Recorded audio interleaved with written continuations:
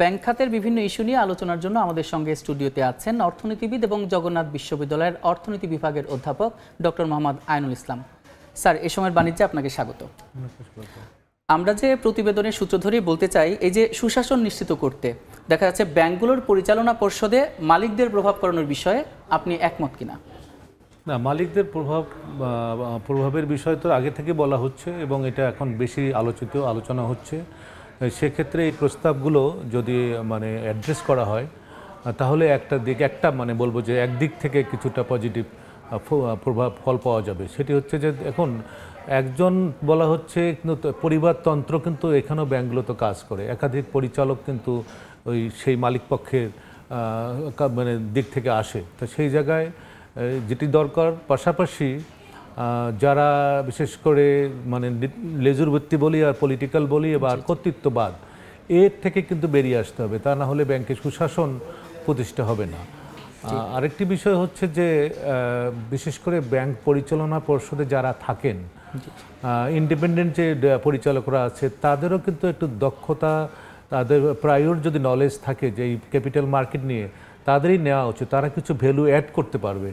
সুতরাং এই পুঁজিবাজারকে সামনের দিকে নেওয়ার ব্যাপারে, পুঁজিবাজার তো না, আমি মানি মার্কেটের কথা বললাম, সে জায়গায় আরেকটি জিনিস খুব বেশি আলোচিত হচ্ছে যে খেলাফি ঋণের বিষয়টায়।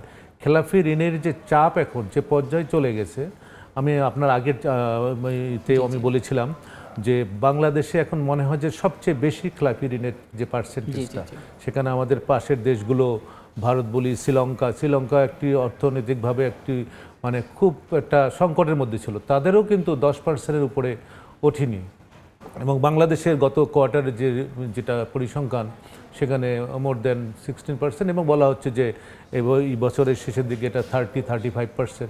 স্যার, যেহেতু খেলাপি ঋণের কথা বলতে চাই যে খেলাপি ঋণ আদায় আসলে কতটুকু উদ্যোগ নেওয়া হচ্ছে বলে আপনি মনে করেন বা কতটুকু দেখতে পাচ্ছেন? এখন পর্যন্ত উদ্যোগ নেওয়া হচ্ছে কথা শুনতেছি, কিন্তু যে ঠিক একটা কোনো অ্যামাউন্টটা কার খেলাপি ঋণটা উদ্ধার হলো সেটা কিন্তু আমরা এখন পর্যন্ত আমাদের নলেজে আসেনি। সেখানে আমার মনে হয় যে আরও একেবারে নিবিড়ভাবে এই বিষয়টা দেখা উচিত। এখন খেলাপি ঋণের যে অবস্থাটা এখন, সেটা এই টাকাটা দেশের বাইরে চলে গেছে কিনা, সেটাও চলে তো গিয়েছে, সেখান থেকে আনার ব্যাপারে আমার তো মনে হয়, আমি গত ইয়েতে বলেছি যে দেশীয় এবং বিদেশি যে বিশেষজ্ঞ আছে তাদেরকে নিয়োগ করে এই খেলাপি ঋণের বিষয়টা নিশ্চিত করতে হবে, ফেরত আনতে হবে। পাশাপাশি আমাদের দেশে যেন আর খেলাপি ঋণের না বাড়ে, এই দিকেও নজর রাখতে হবে। আর এই যে আদায় করা যাচ্ছে না খেলাপি ঋণগুলো, তো এটা আসলে আদায় বাড়ানোর ক্ষেত্রে কোন কোন পরিকল্পনা বা কোন কোন বিষয়গুলো ফলপ্রসূ হতে পারে বলে আপনার মনে হয়? এখন যেটা বাইরে চলে গিয়েছে, এখন যেটা হচ্ছে যে সেটা যে দেশে চলে গিয়েছে সেখানে কিন্তু একটা আইনি কাঠামোর মধ্যে পড়ে গেছে, ওই টাকাটা উদ্ধার করাটা খুব জটিল আর কি। তারপরেও চেষ্টা করে হতে হবে যে ওই বিশেষজ্ঞদের পরামর্শ নিয়ে সেটি করতে হবে।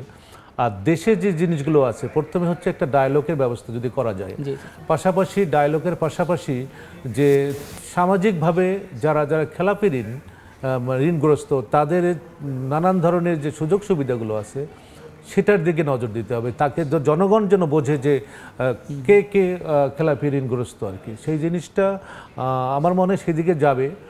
তাদের যেমন পাসপোর্টের ব্যাপারে, তাদের যে সামাজিক যে সুবিধাগুলো তারা ভোগ করে, সে জায়গাও কিন্তু অ্যাড্রেস করে অন্তত জনগণের কাছ থেকে তাদেরকে আলাদা করতে হবে। আর আদায়ের ব্যাপারে তাদের সঙ্গে ডায়ালগ করে কিভাবে তাদের এইটাকে ফেরত, হয়তো পুরোটা দিতে না পারলেও একটা স্ট্যান্ডার্ড একটা পোর্শন যদি তারা ফেরত দিতে পারে আর কি। স্যার, এখানে দেখা যাচ্ছে যে স্বতন্ত্র পরিচালক বাড়ানোর পরামর্শ দেওয়া হচ্ছে, তো এই ব্যাপারে আসলে আপনার মত?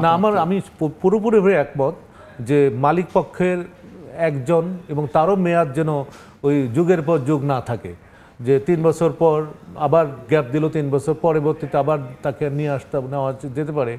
আর ইন্ডিপেন্ডেন্টের সংখ্যা বাড়ালে, এবং আমি যেটা আপনাকে বললাম আগে যে ইন্ডিপেন্ডেন্ট সংখ্যা বাড়াবে সেই পয়েন্ট অফ ভিউ থেকে যে তারা যেন সক্ষম এবং দক্ষ, তারা যেন এই বিশেষ করে এই আর্থিক সেক্টরের অভিজ্ঞতা আছে। জি, এই যে যদি ব্যাংকের পরিচালনা পর্ষদে মালিকদের আধিপত্য যদি কমানো যায়, বা কমানো না যায়, তাহলে আসলে কি ধরনের প্রভাব না, পড়তে এখন পারে বলে আপনার যেমন মনে হয়? খেলাফি ঋণের বিষয়টা বলি, খেলাফি ঋণটা যখন কেউ ঋণের জন্য অ্যাপ্লাই করে, তখন মালিক পক্ষের একটা চাপ থাকে, বা ওই পর্ষদের মধ্যে যখন মিটিং হয় তখন তারও একটা ভূমিকা থাকে। জি, এখন আমরা মনে করি যে যেহেতু সে মালিক, সুতরাং সে যখন দায়িত্বটা নিচ্ছে তখন অন্য সদস্যরা সেভাবে তার মানে বাধা দিতে পারে না। সেই ক্ষেত্রে মালিককে, এখন আমার যেটা কথা হচ্ছে যে একটা যদি দেশটাকে অন্য করা না হয়, তাহলে মালিককে যদি সৎ এবং দেশপ্রেমিক না হয় মালিক, তাহলে কিন্তু এটা খুব কঠিন বিষয় যে এই বিষয়গুলোকে ইমপ্লিমেন্ট করা। জি স্যার, আরেকটা দেখা যায় দুর্বল ব্যাংকগুলোকে মানে পুঁজি জোগাড়ের ব্যাপারে পরামর্শ দেওয়া হচ্ছে।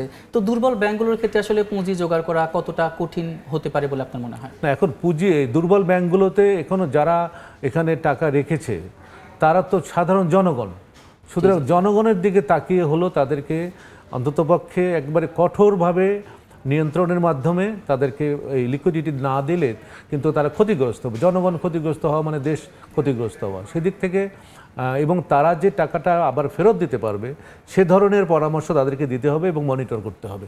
সুতরাং আমি লিকুইডিটি দেওয়ার ব্যাপারে একবারে যদি আপনি স্টপ করে দেন তাহলে কিন্তু তারা আর দাঁড়াতে পারবে না শুধু, এবং এখানে ক্ষতিগ্রস্ত হবে বিশেষ করে যারা আমানতকারী তারা ক্ষতিগ্রস্ত হবে। যদি এই যে পুঁজি জোগাড়ের ক্ষেত্রে যদি বলি, তাহলে স্বতন্ত্র নাকি উদ্যোক্তা পরিচালকের ভূমিকা বেশি বলে আপনি মনে করেন? এখন উভয়েরই এখানে ভূমিকা আছে, তো তাদেরকেও মনিটরিংয়ের বিষয়টা দেখতে হবে, আর যারা কাজ করছে তাদেরকেও একবারে ফিল্ড লেভেলে গিয়ে বিশেষ করে আমানতকে ইয়ে করা এবং লোন দেওয়ার ব্যাপারেও কিন্তু তাদেরকে ভূমিকাটা রাখতে হবে। জি, এই যে দেখা যাচ্ছে যে আপনি যদি দুইটার ক্ষেত্রে যদি স্পেসিফিকভাবে বলেন যে উদ্যোক্তা পরিচালক বা স্বতন্ত্র পরিচালক, তো দুইটার আসলে কিভাবে আপনি দুইটাকে যদি স্পেসিফিকভাবে বলেন যে কিভাবে তারা না, তারা তো নীতি নির্ধারক পর্যায়ে থাকে, তারা তো আর ফিল্ড লেভেলে থাকে না। সুতরাং তারা আইনটা প্রণয়ন করবে এবং আইনটা এক্সিকিউট হচ্ছে কিনা সেই জায়গাটা তারা কঠোর থাকবে, সেটা উভয়েরই কিন্তু দায়িত্ব। আর মালিক পক্ষের যে নিয়ন্ত্রণটা, এইটা কিন্তু বিশেষ করে যদি শক্তিশালী যদি ইন্ডিপেন্ডেন্ট পরিচালক থাকে তাহলে কিন্তু মালিকপক্ষ বেশি একার সিদ্ধান্তকে বাস্তবায়ন করতে পারবে না। জি, দেখা যাচ্ছে যে মানে শেষ একটা প্রশ্ন আছে যে দুর্বল ব্যাংকগুলোর পুঁজি সংগ্রহে বিদেশি বিনিয়োগকারী মানে কিভাবে পাওয়া যাবে? বিনিয়োগ এখন এটা তো পুরো অর্থনীতির বিষয়, দেশের বিষয়। দেশে যদি আর্থিক খাতের মধ্যে সক্ষমতা যদি না থাকে তো বিদেশ থেকে আসবে কীভাবে, সেখানেও আমাদের চেষ্টা করতে হবে এবং দেশীয় বিনিয়োগকারীকেও আকৃষ্ট করতে হবে। দেশীয় বিনিয়োগকারী যদি আকৃষ্ট হয় তাহলে বিদেশি বিনিয়োগকারী কিন্তু আকৃষ্ট হবে। শুধু সেক্ষেত্রে নিজের মধ্যে আস্থাটা আগে তৈরি করতে হবে। জি স্যার, অসংখ্য ধন্যবাদ এই সময় বাণিজ্যে আসার জন্য। সময় স্বল্পতার কারণে আমাদের আলোচনা এখানে শেষ করতে হচ্ছে। ধন্যবাদ আপনাকে। আমরা ব্যাংকের নানা ইস্যু নিয়ে আলোচনা করছিলাম এবং সেজন্য আমাদের সঙ্গে যুক্ত হয়েছিলেন জগন্নাথ বিশ্ববিদ্যালয়ের অর্থনীতি বিভাগের শিক্ষক আইনুল ইসলাম।